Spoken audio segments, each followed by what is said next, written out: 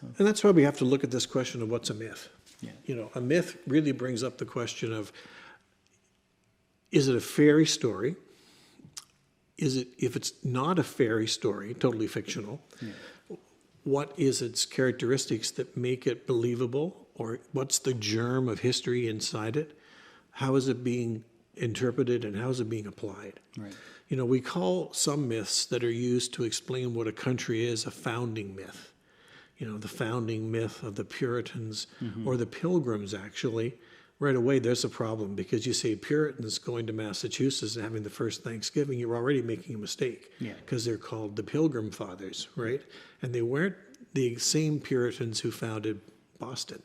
They're different, but we lump them all together because they dressed a bit similarly with the funny black hats and the big buckles on their shoes and all that. And we realized right away that there's differences as well as similarities. And so lumping things together can get us in trouble. Yeah, I'm going to give you extra points for working Thanksgiving into that, being that we just celebrated it yesterday. So that's good extra bonus points there for you.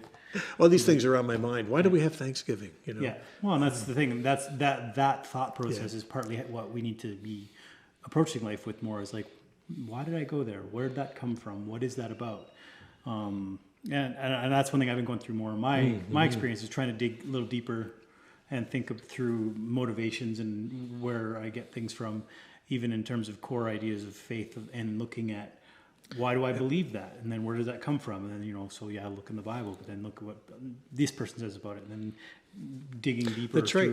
And there's where founding myths can lead you astray. Yeah. And so can what are called energizing myths, the myths that motivate you. Yeah. You know, if you believe that democracy is a God-given superior form of government, and you leap to its defense, and you base it on ancient Greece, well, you better know what ancient Greek democracy was like. You know, it didn't include women. Yeah. Oh, you know, it didn't include Greek of certain bloodlines from Athens. Yeah. Oh. It was very class-based. Exactly. So democracy only included about 10% of the population who had a free vote. Yeah. Now, that's the challenge. Although, if you look at democracy in our world, it's kind of moving that way. Very much controlled by the rich and powerful. Yeah, and only about 10% bother voting because they figure it's not worth doing. But there, I mean, the just question again is, if your energizing myth is you're leaping to the defense of democracy, you better know why. Yeah. Because defending democracy isn't easy right now. The name is thrown about in all directions. People start shouting about freedom. And you realize that what they're saying is they want to be able to do whatever they want and not be told what to do. Yeah. Well, that's not a good enough definition when it comes up to the question of everything from speed limits, wearing a seatbelt, having life insurance, being married to only one person at a time.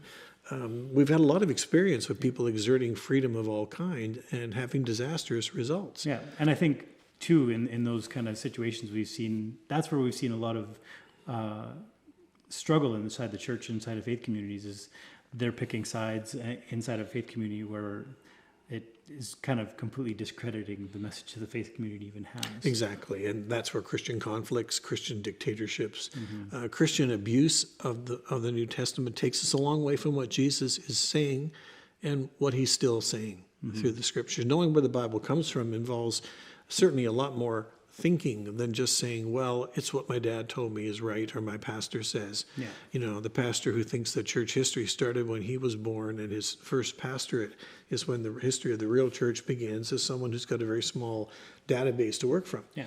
So this is where we're going with the series. We're going to say, what are the stories that we need to look at and examine